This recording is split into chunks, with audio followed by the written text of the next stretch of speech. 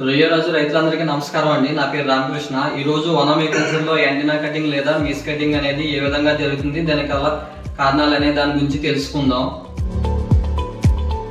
ముందుగా రొయ్య యొక్క ముందు భాగంలో 2 ట్రెడ్స్ లా ఉండే వాటిని యాంటీనాస్ లేదా మీసాలని అంటారు. ఈ యాంటీనాస్ రొయ్యకి 2 సెన్సార్లుగా ఉపయోగపడతాయండి.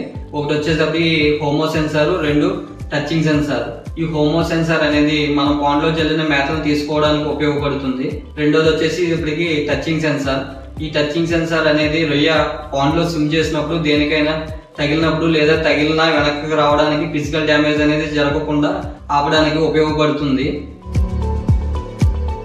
ఇప్పుడు మనం యాంటీనా కటింగ్ అనేది ఏ కారణాల వల్ల జరుగుతుంది అనేది తెలుసుకుందాం.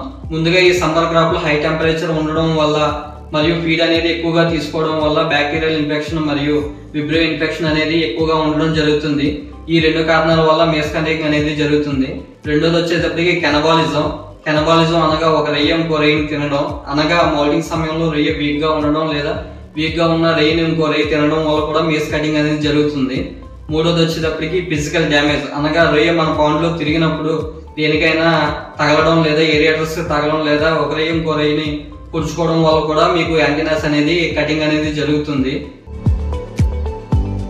ఈ సమ్మర్ క్రాప్ లో హై సాలిటీ మరియు టెంపరేచర్స్ ఎక్కువగా ఉండడం వల్ల యానిమల్స్ అనేవి ఫీడింగ్ అనేది ఎక్కువగా తీసుకోవడం వల్ల విబ్రియో మరియు బ్యాక్టీరియల్ ఇన్ఫెక్షన్ అనేది ఎక్కువగా ఉంటుంది. కావున రైతులు వారం బ్యాక్టీరియల్ ఇన్ఫెక్షన్ టెస్ట్ మరియు విబ్రియో టెస్ట్ చేసుకొని గుడ్ వాటర్ మరియు సాయిల్ ప్రొబయోటిక్స్ వాడడం వల్ల ఈ సమస్యను అనేది అధిగమించవచ్చు. మా ఫోన్ నంబర్ 7330873232. ప్రతి వారం వాటర్ టెస్ట్ తప్పనిసరిగా చేసుకుందాం, మంచి కౌంట్ పొందుదాం.